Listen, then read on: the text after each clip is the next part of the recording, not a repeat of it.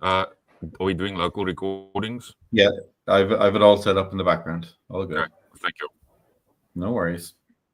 Welcome to another episode of the Ostrich Report with me, Vinny O'Brien, and my co-host Hendrik Laubscher. Hendrik, hope you got some shorts on. It's pretty warm where you are. Dude, shorts. I need a sea. I need waves. I need an island. I need cool. I need to be cool. I'm frying over here. Hello, Vinny. It's nice to see you. Can't you see we have a guest? I know. I was just going to say, and our guest Jamie, who we both know and have spoken to before, can feel your pain, Jamie. Jamie Roller, thank you so much for joining us from Dr. Squatch. It's your first trip to the Ostrich Report. Welcome aboard. Thank you, guys. Excited to chat today.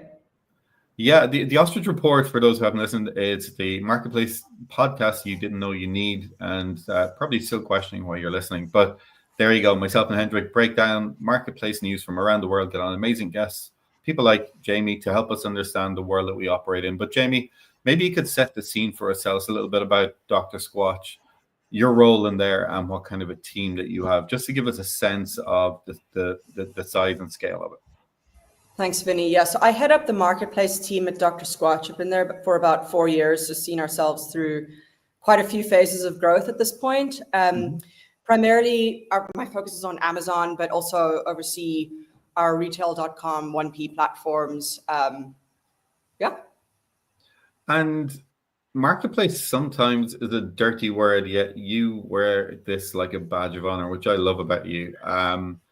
You take great pride in being a marketplace operator. Can you tell me a little bit, or tell people at home just a little bit about what a month in the life of an operator looks like? I'm glad it comes across that way, because I don't think I always feel like I'm taking pride in it. A badge of honor can sometimes be like fallen heroes, and like we all yeah, that's what it feels like. Easy. Vinny, we spoke about this earlier. This is a friendly podcast. It's a friendly podcast. Thanks for the Jamie. Andrew. Yes, Jamie, please tell us more.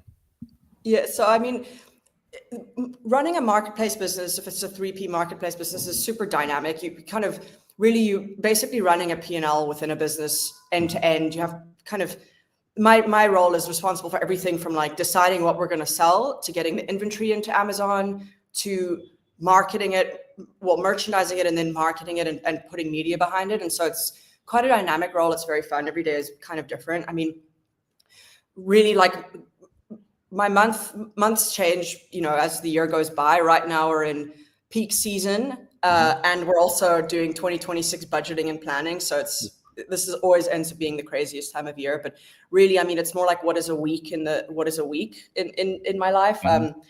Very kind of split between doing, deep dives on performance and like hands-in operations. And then a big part of my role is also the strategy work, like, where are we going next? How are we going to meet our goals in the long term? What's coming up on the roadmap? A key differentiator, and I know maybe we get into some of the successes you've had in a little bit of time, but you mentioned P&L ownership. I think that's one big differentiator. But can you maybe enlighten me? Do you think you can be a strategic owner of a marketplace business, particularly Amazon, if you haven't been in the weeds for quite some time? No, I mean, I don't think you can. In fact, like, that was kind of my journey. I started my career as a management strategy consultant, and it took me, I moved into an operator role, and it took me a few years to actually understand like what a purchase order actually is, and what the KPIs are to drive revenue. So I 100% think you need to get your hands in the weed, just because you need to understand, like, if we're promising to grow 25% year over year, what does that actually entail? Because there's a whole business running behind it. It's not just about like the numbers and the strategy. That was the biggest change that I think I had from when I was pure consultant to being an operator. And you jumped into an incredibly challenging product set as well. I mean, maybe tell us a little bit about the product and the brand, and just so that people get this maybe kind of visceral feel for Dr. Squatch. I mean, in some ways it was challenging, but in some ways, Dr. Squatch is a super fun brand. So we're over a decade old at this point. We were founded in California. We basically make better for you skincare and personal care for men. So we started our business, making natural soaps in kind of innovative and fun scents, and then have since grown out our product lines to encompass like deodorant and hair care and cologne. But really our focus is on kind of giving better for you products for men and doing it with a fun twist. So we do a lot of partnerships with some, names that everyone recognizes, Star Wars. We've done partnerships with Sydney Sweeney. And I think what really sets us apart is our sense. Like we just have, in my opinion, the best smelling soaps in the business and the best smelling deodorants. So it's, in some ways it's tough because, you're playing in like a very commoditized field. You're up against the big names, like who, everyone buys them, and we're a little bit irreverent, and that's kind of set us apart there. So it's for sure fun. So what's interesting to me, what you've just said, Jamie, is that you're a female managing a male brand. And I'm being sincere when I say this. Generally, it's the other way around. It's males running businesses in female categories. What was the biggest learning that you had to make in like the first year of being a Dr. Squash, that you had to like make to think like, wow? It's funny that you mentioned that, because I've been asked that before. And for me, it never really was I didn't really have to make any mental shifts. I think, the beauty of selling consumer products is that you buy them yourself, whether you're selling to men or women. Like it's, why you buy soap, what you're looking for when you buy soap. I think, of course, like when you sell it, when you enter a new brand, there's a lot of, you need to get into the weeds and understand like who is the customer and what are they looking for. And I think it helps that a lot of, like, when I joined, we had a lot of guys working at the company, and so they were able to kind of give me a first-hand perspective of like how they see the brand. But it's actually pretty easy because I buy soap myself, so kind of know what I'm looking for there. Okay, and I ask out of interest because I worked with Unilever on a D2C project. It's 12 years ago now, but it was trying to get the business operationally set up to break down a pallet to be able to sell individual units on Amazon. And at the time, we were selling Axe deodorant, and the delivery cost of the best we could get for an individual unit was about $15. How has that cost structure, or has it changed dramatically? And I ask in the context of you think of soap and personal care products, and they don't have a huge price point. So No. You had operational learnings to go with the brand, and how much did that operational need shape the brand, or was it the brand was already there, and within that there was these offerings that you started to put together that made sense for different channels of business? Yeah, and I think I think it's probably worth just defining, like, for people listening, the difference between a 1P and a 3P brand on Amazon. Mm-hmm. So a lot of the big consumer goods companies run their businesses as 1P, first party, which means that they sell to Amazon on a wholesale basis, like they would to any big retailer, and Amazon is then in control of the prices, and they essentially, like, their remit finishes when they sell the product. Whereas when you're a 3P third party seller brand on Amazon, which is what we are and always have been, you send the product to Amazon, you maintain ownership of the product, but you are responsible for the fulfillment costs to customers, and for Amazon charges you a referral fee, and that can add up pretty quickly, which is what you're referring to. It's depending on the category and the price point, it can be a very expensive model, but the benefit is that you retain ownership. I think if I think back to the market at large 4 years ago when I joined Squatch, the Amazon P&L was an interesting P&L because the margins aren't great. You're giving 30% to Amazon. It's difficult to motivate at times. I think what the difference has been over, I think, my time at Squatch, and I've seen the same with a lot of consumer brands, is just balancing up maybe tighter margins on an Amazon channel with the huge addressable market that you can tap into. So it becomes a balancing act between, like, what is our profitability on a unit basis, or for, a contribution margin for the P&L as a whole, versus like what total contribution profit could we get if we just like really leverage this channel. And that's, I think, a conversation that everyone's having at this point. And this might sound like a dumb question, but Can you achieve the economic requirements on a non-unit basis? Like if it's not there in a single unit, can you look within bundles or different ways to structure the product sale to make those economics marry up? Yes, 100%. That's a great point. So fulfillment costs are set on a unit basis at Amazon, and there's, it's based on dimensional sizes. So you can imagine if you're selling like one single bar of soap, you have to pay, I don't know, $2.50 fulfillment fees. Like that's expensive. If you then bundle it and you're in the, you might be a weight class up, but essentially you're spending less per child unit. That is something that we've done at Squatch, was heavily lean into like larger bundles to offset the fulfillment costs. Yeah, and it's something that strikes me as being one of those differentiators. And when I look back to that time with Unilever, we weren't able to achieve even that operational setup to have multiple units put together. I worked after that with Tassimo, working on the sale of coffee pod bundles, and we were able over kind of a 3-month period to ascertain like what was the optimum bundle size that we could sell for people, and that became like the economic lever that we could pull all the time. But kind of going back before that, if you take your previous roles and let's say Takealot, managing multiple SKUs, you must have a very innate commerciality. Would that be? We haven't talked about this before in previous discussions, but you must have a very strong commercial skill set. I hope so. I mean, when I joined Takealot, I was actually on the other side. So I essentially ran a retail P&L for Takealot, i.e. like 1P. I was a buyer really. I would buy in inventory. And I think you have to be very commercial when you're doing that. I think, I wasn't necessarily an old school buyer like a lot of my peers at the time, but I had to learn to like negotiate and think through like, how do you roll up everything to the P&L? It was a challenging role. I think at one point when I was managing the beauty department at Takealot, I was responsible for 50,000 products, buying in 50,000 products. So it's, you absolutely have to be like, you absolutely have to have a commercial mindset. And I think also like have fundamental understandings of economics and like be able to build a strong model, because you can't do a role like that without those skills. And if you want to then couple that and say, well, the piece that a lot of D2C brands focus on is on, we want to be customer focused and we get all this feedback and there's this great feedback loop.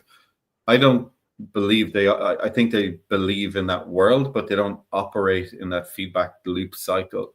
When you're in the Amazon feedback loop cycle, how are you able to measure and gain customer insights when it's not as open a marketplace for that sort of data sharing, or how do you generate that sense of economic or customer demand for product?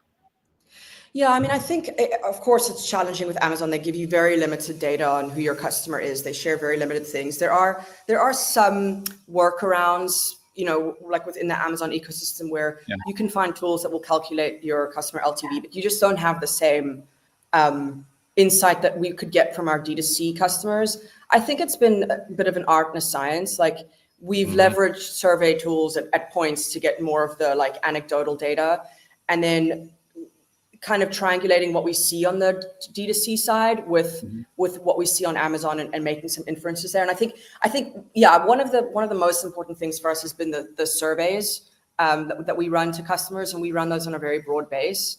It always ends up being a sample of a sample, but it's better than nothing, I would say. It's one of the big challenges of running an Amazon business is you just don't get the data that you'd like. I think the challenge that you've just communicated is, I think that the challenge that brands don't want to admit to. The challenge is, if you think about it, if I'm selling Jamie's roller hardware store roller balls and I'm doing it on a wholesale level, I don't know who my customer is. I don't know what their purchasing habit is. The challenge for me that I see, and I wanted to ask you about this, how much time do you spend inside dashboards and inside data analytics to ensure that things are happening as planned? It depends on the day, but I would say on average, it's about 20 to 30% of my time. I mean, really the first thing I do every morning is I go into Amazon Seller Central and I look at the sales we did yesterday. So it's like, it's still a very hands-on role, still very like clicking around in Amazon. And then, we've managed over the years to build out some more advanced analytics internally at Squatch. And so I do spend a lot of time like digging into the numbers. One of the important things for us these days, as with everyone else in e-commerce, is the question of incrementality. So a lot of what I've been doing lately is like, building analyses that try to show the incrementality levels at our various media spend. So yeah, there's a fair amount of data analysis. You mean you're not looking at cannibalization? You talk about incrementality. That was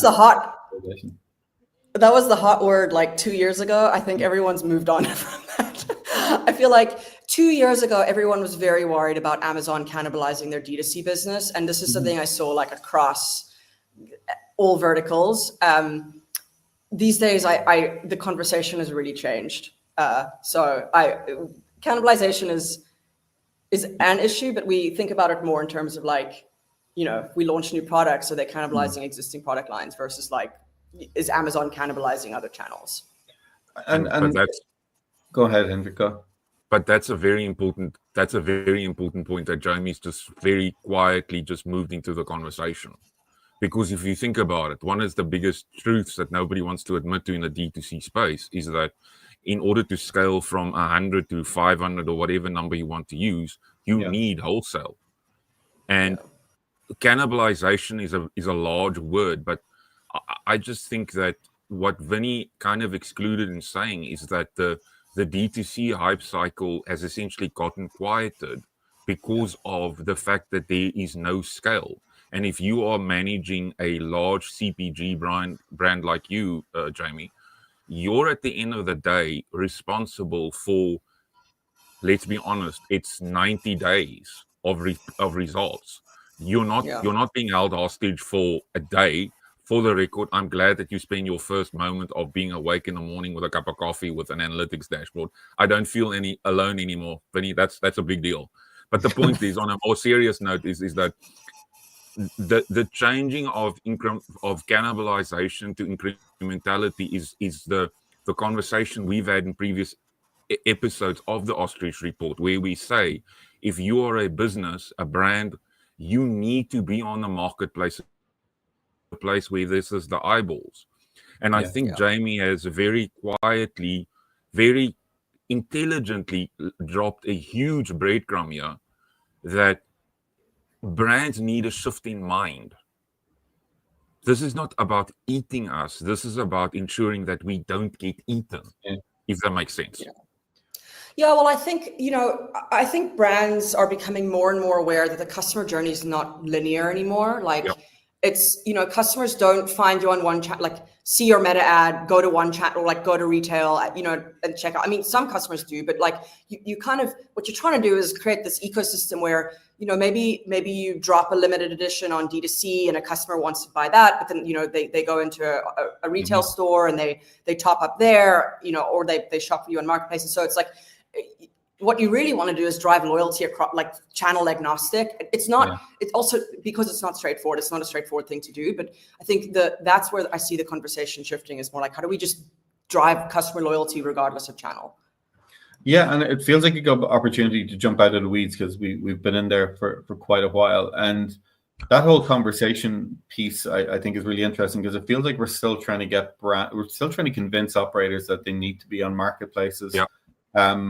Despite the huge scale that they have. And I think it's a reluctance to accept certain things. Like, there's not the same level of insights available on Amazon for sure, but those kind of insights are kind of held to hostage in other platforms as well. Unless you can do something or have an analytics team or a BI team that can extract information and present it to you, you're not able to make decisions. And I heard this really interesting quote. It stuck with me recently. And it's not that we need better insights, we need better decisions. And the way I think about it is almost in the inverse of what you said, Jamie. It's like, if I'm operating a marketplace, I'm trying to find out from my data, not just on the sales side, but strategically. And maybe you can tell us about how you view the strategy into the coming year or so. How do I understand? Can I take my existing product and develop a line for my marketplace channel? And we rarely invert that discussion to say, well, actually, Amazon is a competitive space, and if I'm afraid of it with my existing lines, can I not just use that information to say, well, actually, there's something I can do slightly different here, but still serve a channel with this enormous traffic base? I have a hot take on this. Oh, hello. I'm not very bullish on Amazon exclusive product lines. I think maybe in 2020, like when there was a lot of white space on Amazon and you had all these small brands that were spinning up and like finding the niches that you could, like there were many people who made businesses out of this. And I think the landscape's just changed. Like Amazon is a very clogged space. And unless you have a good reason to launch something that's going to play well at the top of the shelf, like why would you do it? And also, like, then why would you do it exclusive for Amazon? Like customers aren't. It's very hard to market to customer. Amazon is just a shelf. Like it's not. You don't have the ability to really tell a story. To some degree, you don't have the ability to really tell a story. So to me, it's not convincing to say like this is an Amazon exclusive and we're only going to do this for Amazon. If it was so good, why wouldn't you sell it on all of your channels? That's my take. So to answer that hot take, what you have just said, and this is quite revealing, is you've just spoken about management consultants, because management consultants, this was the line. And I'm not trying to be funny. It's just. Have we got a deck for this, Hendrik? Can we go get a deck and we'll pull it up? I'll build you a deck. It's my favorite thing to do. We do this in post. But in all seriousness, the thing is this: if you've had the privilege to sit in a conversation with Jamie, folks, this is the thing that makes her very unique. Is that she has these insights that's based on feel and data. And when she has a hot take, it's generally not a hot take. It's a mild take because there's reasons behind it. And for me, it's important to say this because I think the biggest challenge that we have in the marketplace sector is that we don't have operators talking to us about next year. I'm talking to you about the next month. I'm talking to you about the next quarter. I'm not talking to you about what happens in 2027 because, holy hell, I need to get through 4 lines of reporting and 3 lines of management meetings, blah, blah, blah, blah, blah. So I just wanted to say here that I find it refreshing that an operator has the guts to have an opinion, but then to be able to back it up. Because I don't see that often. I see lots of LinkedIn posts. I see lots of podcast episodes. Yes, if you are still listening, we're doing a good job. The point is just, this is, the world has changed. And Jamie's point about it being more competitive, unless you are actually spending time on Amazon, nobody would know that it's basically become a huge battle for attention and eyeballs. I know I'm stating the obvious. Jamie, you wouldn't know it, but Vinny sometimes calls me Captain Obvious. But the point is that can we just move slowly to? I have a question for you that I've been wanting to ask since we started. But just wait there. Are we saying we've categorically downgraded the hot take to a mild take? feels very non-guest friendly. I mean, I'm happy with that. If we feel like it's a mild take, that would make me a lot happier. So unnecessary. Hendrik, carry on with your question. No, it's just I don't want some person from Business Insider to come do an AI aggregation and then basically say head of e-commerce for Dr. Squash says no. Calm down, everybody. Relax.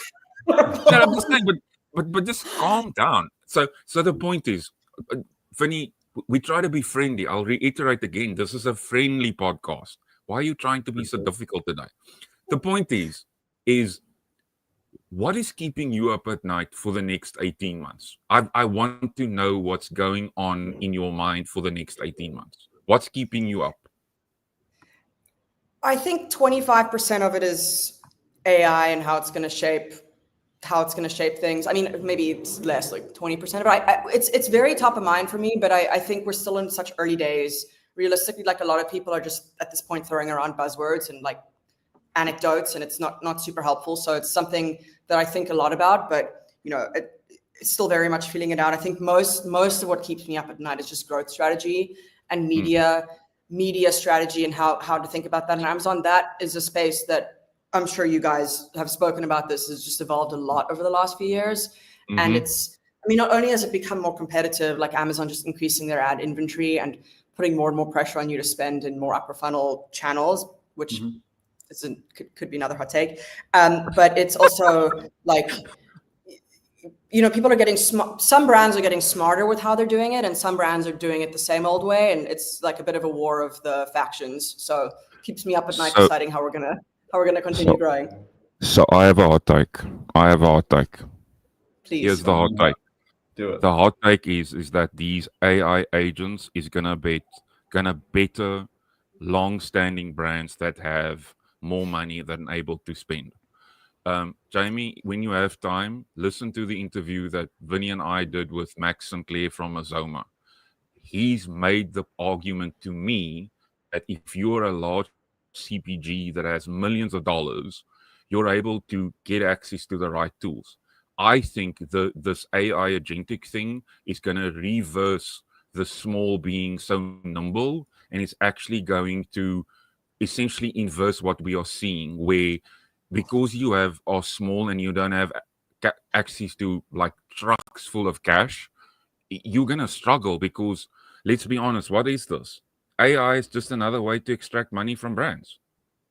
I don't know if I agree with you, Hendrik. I mean, firstly, like those big brands are so bureaucratic, like that having a process, like having and on top of that, LLMs reward recency. And so, brands who like, I don't know, say have copy that's been updated 2 years ago because and to change that is like a whole change in their processes. Like, they are potentially on a back foot. And I'm not saying they are, but I've certainly, like, anecdotally, like if you look, you get pretty strange results if you do some shopping related queries in ChatGPT today. Like in some cases, the big brands pop up, in other cases, it's like brands you would never think should be surfacing, and they're getting a lot of relevancy. So I don't know. I also think that is yet to be determined. But it's interesting though in the context of the recency piece, because people are now willing to invest time in AEO or whatever they want to call it now, but they have done nothing in it for 15 years. Thank you. Geo.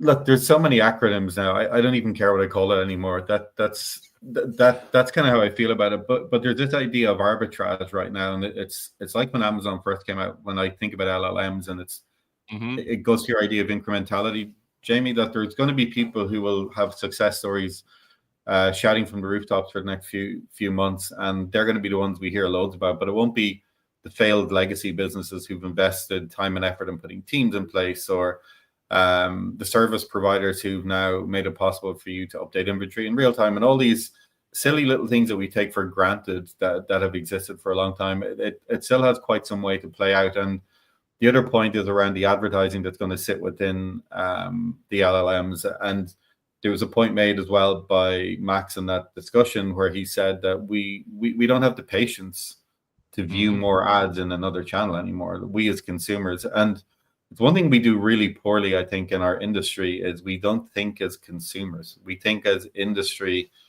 thought leaders or people who are in our jobs, and we tend to think the best of what's available to us, which I kind of think is a dangerous place to be. There was something else you said, though, that I'd like to just focus on for a bit. And again, I'm just conscious of your time as well. But the idea of the shelf just being a shelf. And I think it gives a really interesting insight into how maybe you think about that world. How do you then gather information from other shelves the business is in, or how do you distribute information as a team to make sure there's something useful being surfaced about your channel of business that other people can make decisions on? Well, I think the one cool thing about Amazon, well, there's many cool things about Amazon versus anywhere else you could sell, but you have a huge untapped pool of data. Well, if you can tap into this huge pool of data about like where are you ranking by keyword, and what is your share on this subcategory versus peers, and how does it change over time? And you firstly, you can't do the same for D2C. I mean, you just can't. And in retail, the data is firstly a lot less granular. Secondly, a lot less not as real time, and you can't make such real time decisions. So like on Amazon, the games that people playing is really like, how do we, for this one keyword that we want to rank for, like how do we best spend so that we become the number one ranked brand, so when a customer searches for it, like we're their number one choice. Like that is like the game that you play, and you can have a lot of fun playing around with. Like, I don't know if I answered your question, but this is what came to mind to me. Like, have a lot of fun playing around with, like, what are the keywords that our customers are searching for, and how do we make sure we win those keywords? That's kind of the game.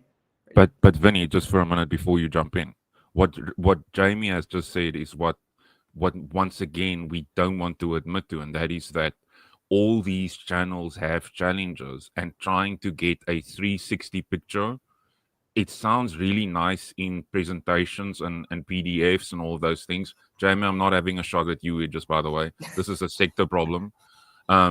Is that every channel has its challenges, but at the end of the day, Amazon does enough to ensure that it keeps being the Pied Piper for brands, because you're able to make decisions based on the data that they give you.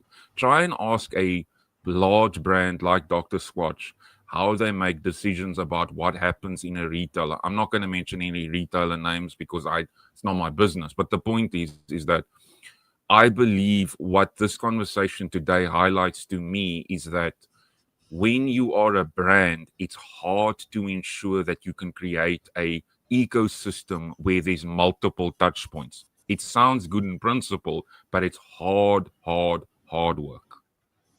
There's also something really insane in what you said. You mentioned Amazon and fun in the same sentence, Jamie, and that's definitely a first. I wouldn't be doing this if it wasn't at least a little fun. Like, let's be honest. Like, it has to be. But I think that can only come from an inherent understanding of what you do. So you don't fear the day you walk into it. I think people who kind of go into the role sometimes, they go in almost nervous every morning because they don't know what they're facing into. They don't know how to deal with it, and they don't know what levers to pull. So I think they inherently just come in and go, "Oh shit, what am I going to do today?" And correct, that you certainly don't fall into that bucket. And the other part of the question I muddled through, which I'd love to just pick your brain on for a few minutes, is how do you distribute the information so the business can do something with it? And what kind of a forum do you have to set? And you've talked to me before about culture, and look, you're an incredibly credible person. And I think if you were saying, look, we're having a meeting about this, but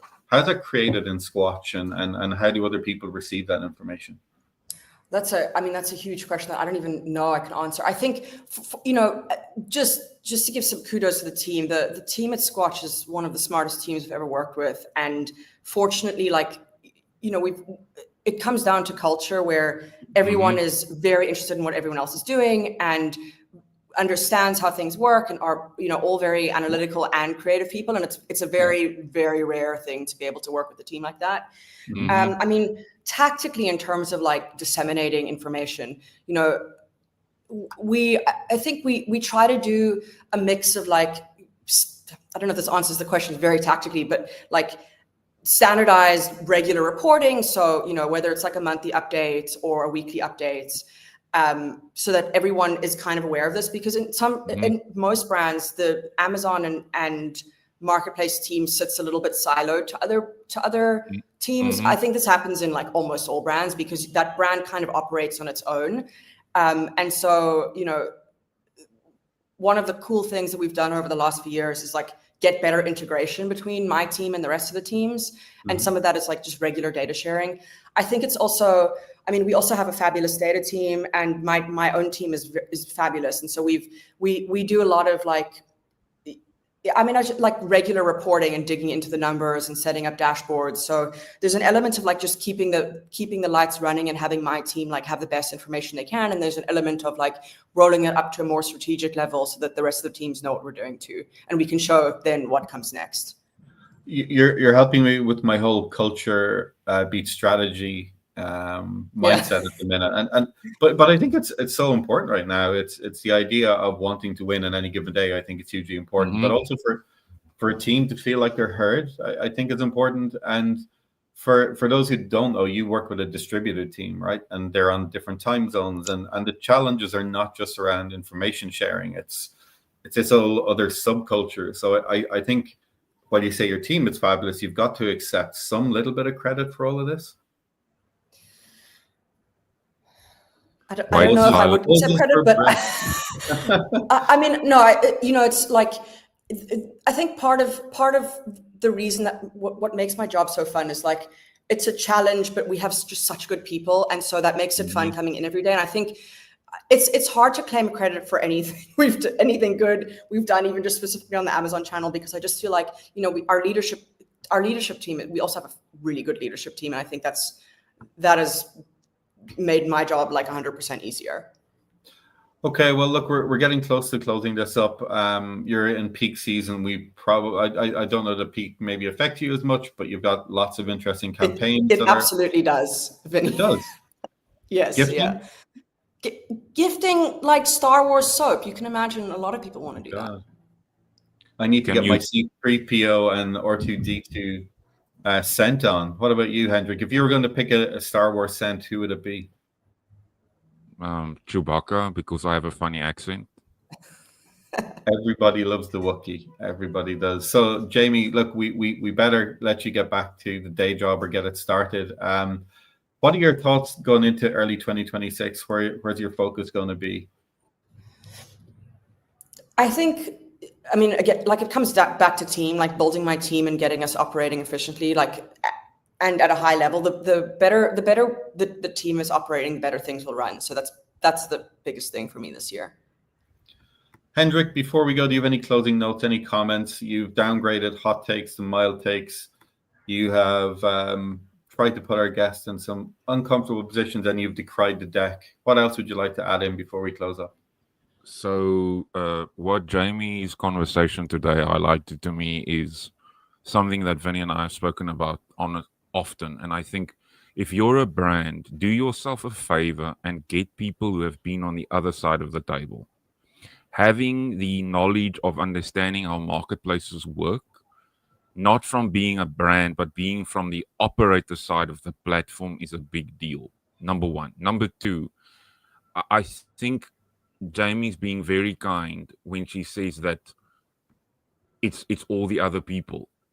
Let me just get this straight out here, folks. This woman sits in the middle of the world dealing with a bazillion time zones and a whole lot of stress. The remaining factor for me about this conversation is the three-letter word that starts with an F. It's fun. I can see Jamie has a ton of fun. It's the fact that she wants to go to work. I never thought I'd say those words today, but here I am. The point for me remains is that marketplaces should be a big deal, and you should be having interdepartmental communication and all of those things. I'll be honest, and I'm going to get absolutely shellacked for what I'm going to say, but I do not care. Until I met Jamie in person, I did not know a thing about Dr. Squash. It's horrific. Now I actually know a lot about it, and I'm amazed at the fact that this business that is based from California is literally building right in front of us something that is really unique, and they're just doing it. There's no lots of PR. There's not a lot of TechCrunch articles. Yes, there are folks speaking at conferences. Yes, there are folks going to podcasts. But this is the kind of stuff that people that love marketplaces, these are the types of people that you want in your circle, in your network, in your LinkedIn network, in your AI network, whatever. Because this is real stuff. Vinny, I think Jamie knocked it out the park, to be honest. Next time, give us the short version, Hendrik. That'll be fine. Jamie, as ever, you make our day better. You enlighten us, and I love that you disagreed with stuff as well. I think this is the first time in a podcast someone has disagreed with something. So I'm especially grateful. For me. Grateful to you for your time as ever.